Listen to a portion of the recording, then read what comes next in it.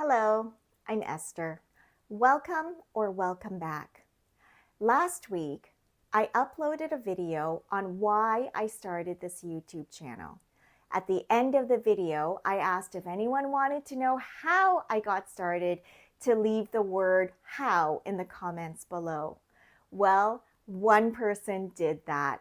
So this video is for you. No, but seriously, this video is for anyone who is simply curious or for anyone who might be thinking about starting their own YouTube channel in the new year. First off, this is not a how-to video.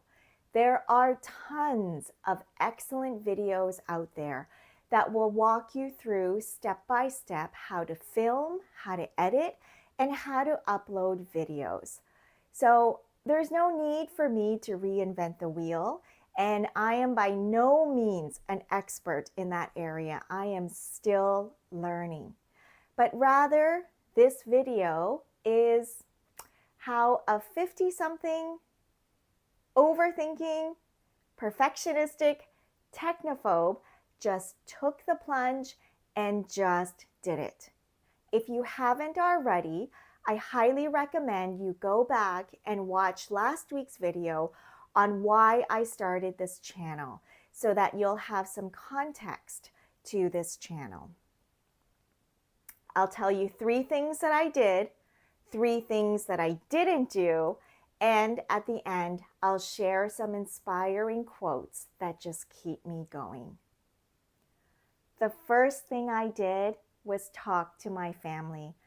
This is a no-brainer because this channel and this story, it's not my own. It belongs to my family.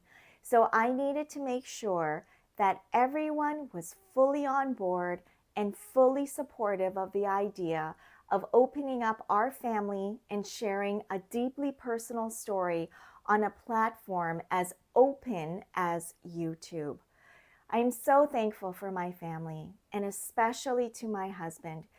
He is not embarrassed or afraid to show his true self, his raw vulnerability, especially some of the footage, the videos and the photos from the early days of the hospital.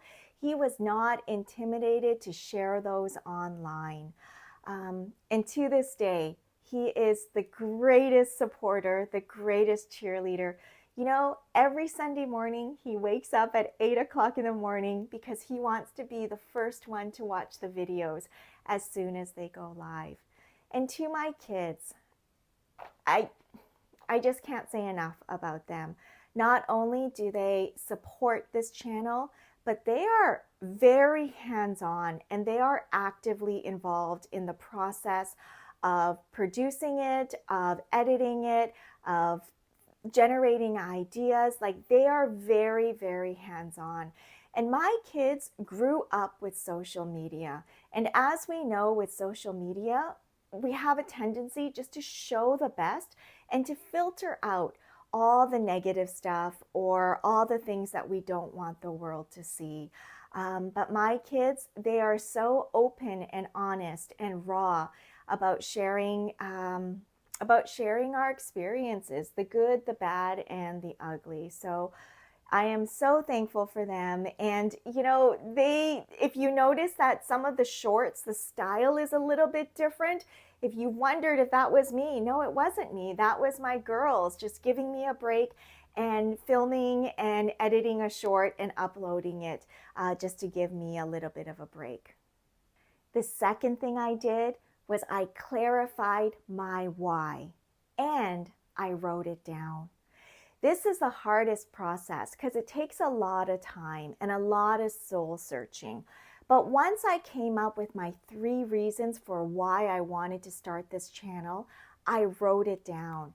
There is power when you put pen to paper and write down your goals rather than just thinking about it or conceptualizing this. Listen to this. This is so good, and I wrote this one down. Only 3% of the population sets goals. Only 3%. And then only 1% actually write down their goals. According to a study by Dr. Gail Matthews, those who write down their goals are 42% more likely to achieve them compared to those who merely think about those goals. Again, 42%. Even if that statistic was 24%, it's worth it. But 42%, that was just mind-blowing. So this right here, this is my YouTube vision book. This summer, for 2 months, I carried this book everywhere I went. I wrote down my goals, my vision statement. I wrote down inspiring quotes, Bible verses, any ideas or thoughts that came to mind. I wrote it down. So this part, step 2, clarifying your goals and writing it all down, this is the hardest part, and it takes a long time, but it's worth the effort because you need to have a strong foundation before you get started, because otherwise it's too easy to just throw in the towel and quit. Because let me tell you something, YouTube is not easy. And number 3, I studied. I was starting from scratch. I knew absolutely nothing about YouTube. So I sat down, found some quality videos, I listened to podcasts, and I learned from the very basics. I learned about the YouTube algorithm. I learned about a thumbnail. I learned the difference between a short and a long form. I learned about copyright. And there were so many other concepts that I had to learn, such as target audience and click-through rate and niche or niche. What is it? Niche? I don't even know how to pronounce it, but I had to, or I'm supposed to, niche down or niche down. Like, I had to learn what all of this was. And so I spent 2 months this summer just studying the basics of YouTube and taking notes in my YouTube vision book. So to summarize, to get started on YouTube, I rounded up my support team. I put pen to paper, and I learned something new every day. Now let me tell you what I didn't do. Number 1, I didn't tell anyone about this channel.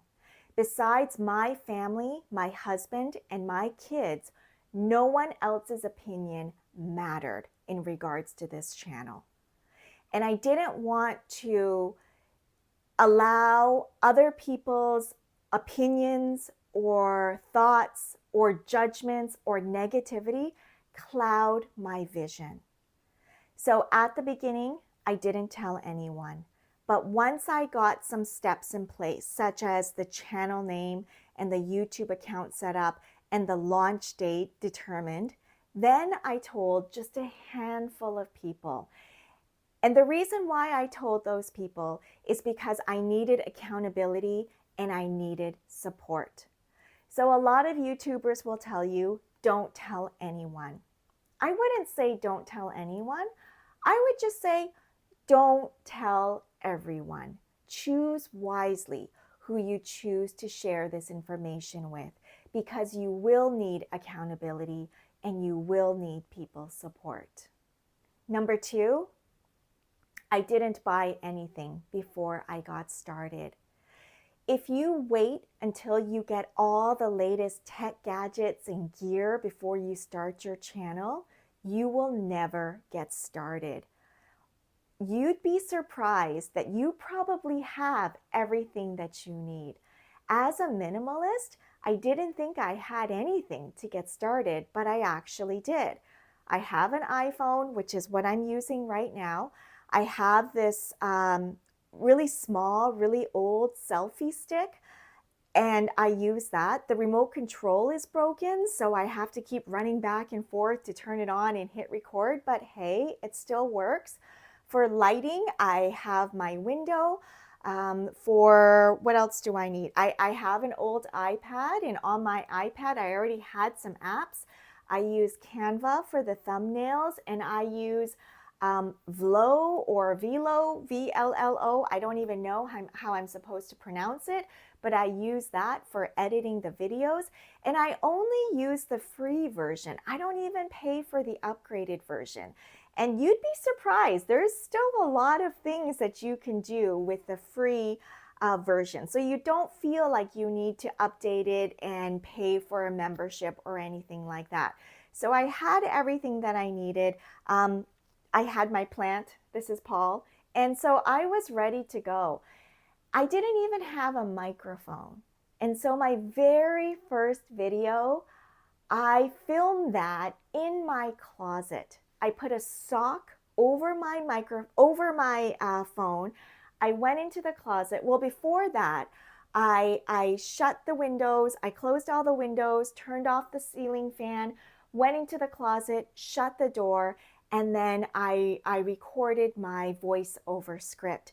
Now, it's only a 5-minute video, that first one, but I was in there for a good 30 minutes because I kept making mistakes. I was talking too fast or talking too slow, or I stumbled upon a few words.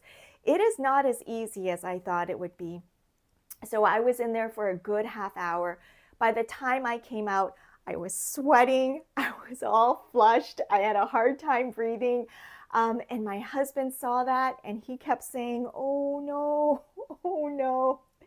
So the next day I went to work, and a day later when I came home, there was an Amazon package at the door, and my husband and my son had gone on to Amazon and they bought me this mic right here so that I don't have to record everything in the closet and risk passing out. So that's the only thing that we bought, but we bought that after I got started. And finally, the third thing that I didn't do was I didn't aim for perfection. Now, this is a really big one for me because by nature I am a perfectionist, but I'm learning to let go and learning to find some balance in regards to this. And I feel like I've come a long way. Because if we waited to upload only the videos that were absolutely perfect, then YouTube would simply not exist. In the time that I was doing research, one of the channels that I gained a lot of information and helpful insights from was a channel called Think Media. The guy, Sean Cannell, he's a Christian content creator who has an entire network of excellent how-to videos with really practical and just easy to digest steps. And so I gained a lot of insight from his videos, but I watched them so many times that sometimes I hear his voice in my head as I'm preparing these videos. And of course, I wrote some of these down. He says, your first videos are going to be your worst videos. They will be terrible. But the recipe to get to success is suck, suck, suck, success. And then he said, start before you're ready. Start messy. You just got to hit record. So to summarize my don'ts, don't tell the whole world about your channel. Don't pay for stuff that you can get for free. And don't be afraid to suck. And here are a few of some inspiring quotes that have kept me going on this journey. The first one is from Maya Angelou. There is no greater agony than bearing an untold story inside you. Next is from Jim Rohn. The worst thing one can do is not to try, to be aware of what one wants and not give in to it, to spend years in silent hurt wondering if something could have materialized, never knowing. And the last one is also from Jim Rohn. Take advantage of every opportunity to practice your communication skills so that when the important occasions arise, you will have the gift, the style, the sharpness, the clarity, and the emotions to affect other people.